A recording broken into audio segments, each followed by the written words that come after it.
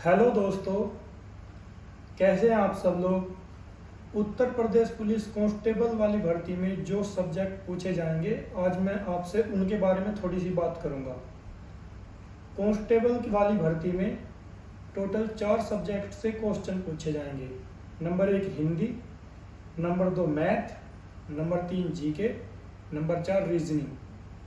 सभी सब्जेक्ट से लगभग बराबर क्वेश्चन पूछे जाएंगे। तो चलिए बात करते हैं हमें किस सब्जेक्ट के लिए कौन सी बुक पढ़नी चाहिए। सबसे पहला सब्जेक्ट है हमारा हिंदी। अगर आप हिंदी की तैयारी करना चाहते हैं तो मैं आपको सजेस्ट करूंगा कि निधि मैम की हिंदी की सामान्य बुक लेकर आएं और उससे आप तैयारी करें। इस बुक में जो भी कांस्टेबल में क्वेश्चन आएंगे, लगभग सभी क्वेश्चन आपके इसी बुक से आ जाएंगे। आपको कोई दूसरी बुक पढ़ने की ज़रूरत नहीं पड़ेगी। बस इस बुक को पढ़ने के साथ साथ इसकी लगातार प्रैक्टिस करना है और बीच बीच में आपको प्रैक्टिस सेट लगाने हैं। अगर आपने ये एक बुक कंप्लीट कर ली तो आप 100% इतने नंबर का हिंदी में क्वेश्चंस करके आएंगे कि आपका सिलेक्शन हो जाएगा। अब अगला चैप्टर है, हमारा सब्जेक्ट है हमारा सामान्य ज्ञान। सामान्य ज्ञान में आप लूसेंट की बुक ले सकते हैं या फिर कोई और किसी दूसरे प्रकाशन की भी बुक ले सकते हैं। बस आपको ये याद रखना है कि जो भी बुक आप ले रहे हो, चाहे वो आप लूसेंट की ले रहे हो या एसएससी सामान्य अध्ययन की ले रहे हो, कोई भी एक बुक लेकर उसे अच्छे से तैयारी करनी है। एक बुक को कंटिन्यू एक ही बुक को पढ़ना है। फिर आपको ये नहीं है कि आज 10 चैप्टर इस बुक के पढ़ लिए, 2 चैप्टर उस बुक के पढ़ लिए। नहीं, जो भी आप बुक ले रहे हो सामान्य ज्ञान के लिए, एक बुक चूज करो। या तो एसएससी सामान्य अध्ययन वाली ले लो या ल्यूसेंट वाली ले लो।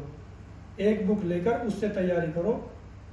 आप इसमें आराम से इतने नंबर ले आओगे कि आप पास हो जाओगे।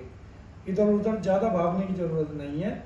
हर बुक में सेम क्वेश्चंस हैं, बस आपकी तैयारी के ऊपर निर्भर करता है कि आप तैयारी किस तरह से करते हो, बुक को कितना तैयार करते हो। आपके पास अगर जीके की 2 बुक हैं, 3 बुक है, 4 बुक है, तो मैं गारंटी लेता हूँ आपने एक भी बुक को कंप्लीट नहीं किया है।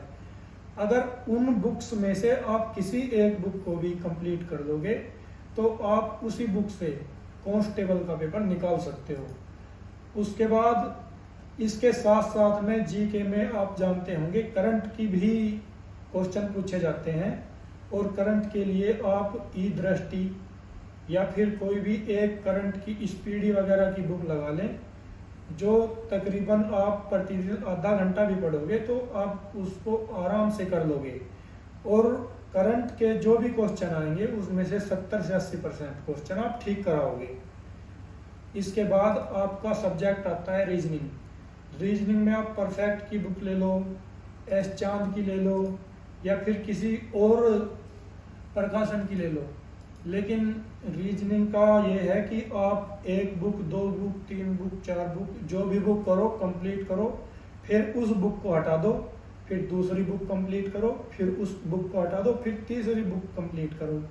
आपका फ्रेंड सर्कल होगा, सभी अपनी अलग अलग बुक लेकर आओ। और जो बच्चा एक बुक को कंप्लीट कर लेता है वो अपने फ्रेंड से चेंज करके फिर दूसरी बुक को करे।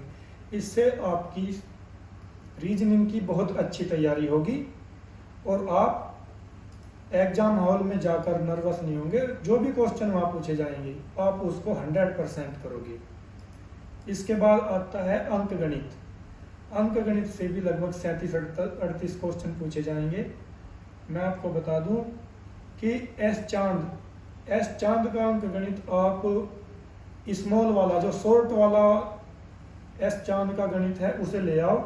अगर आप अभी तैयारी स्टार्ट कर रहे हो तो एस चांद का शॉर्ट वाला गणित की बुक लेकर और उससे आप तैयारी करो। इसके तकरीबन 27-28 चैप्टर हैं जो आपके एग्जाम पेपर में क्वेश्चन आने हैं, जिनसे उन क्वेश्चंस को आप तैयार करो और उन चैप्टर्स को तैयार करके उन पर फोकस करते हुए आगे बढ़ो। हर एक चैप्टर से आप लगभग 20-25, जैसे ही आप अंकगणित की बुक लेकर आ रहे हो, सबसे पहले हर चैप्टर के आप एग्जाम्पल्स निकालो। जब पूरी बुक के एग्जाम्पल कंप्लीट हो जाएं, उसके बाद आप जो है उसकी प्रश्नावली को करना स्टार्ट करो, और प्रश्नावली में से भी हर प्रश्नावली के 25-30 क्वेश्चन करो, ज़्यादा ना करो। फिर जब पूरी बुक कंप्लीट हो जाए तो फिर जैसे आपने एक प्रश्नावली के 25 क्वेश्चन किए हैं, तो अगली बार से नंबर लगाओ कि 26 से 50 तक करने हैं। इस तरह से आप 2-3 पार्ट में पूरे अंकगणित को क्लियर करो। फिर आप देखोगे आपका पूरा गणित एक साथ क्लियर होता चला जाएगा, कंप्लीट होगा, कवर होगा, और आप हर तरह का क्वेश्चन करने के काबिल हो जाओगे। हर तरह के क्वेश्चन की आप प्रैक्टिस कर लोगे। तो इसलिए मैं आपसे अनुरोध करता हूं कि आपके पास जो भी बुक है उस ही बुक को अच्छे से तैयार करना है। आपको मैं बता दूं या कोई और बता दे या और भी कोई बता दे कि भाई आप ये नहीं, ये बुक पढ़ो, ये बिल्कुल गलत है। आप जो भी बुक पढ़ रहे हैं वो ही सबसे अच्छी है। बस मेन बात ये है कि आप उसको तैयार कितने अच्छे से कर रहे हो। जितने अच्छे से आप तैयारी करोगे उतना ही अच्छा आपको सिलेक्शन मिलेगा। आपकी मेहनत के ऊपर डिपेंड करता है। आप याद करो कि आप बनना क्या चाहते हो, आपका टारगेट क्या है। जो आपका टारगेट है उसी पर फोकस करते हुए आप प्रैक्टिस करते जाइए।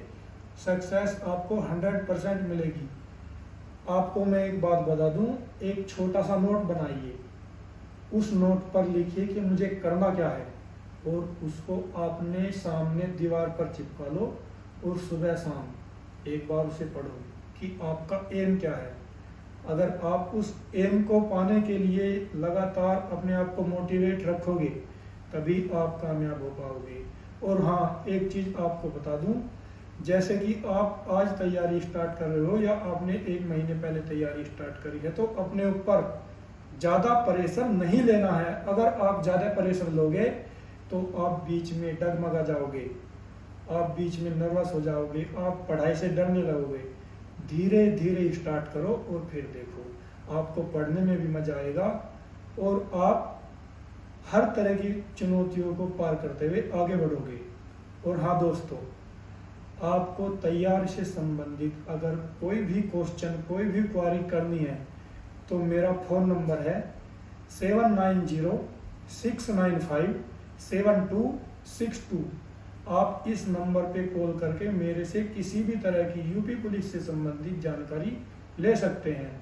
और जल्द ही मैं आप सभी को मिलाकर एक व्हाट्सएप ग्रुप बनाऊंगा, जिससे मैं आपको ये बताऊंगा कि आपको क्या पढ़ना चाहिए और किस तरह पढ़ना चाहिए। और उस ग्रुप में आप ज़्यादा से ज़्यादा बच्चे जुड़कर अपने आप को सक्सेस की तरफ ले जाओ।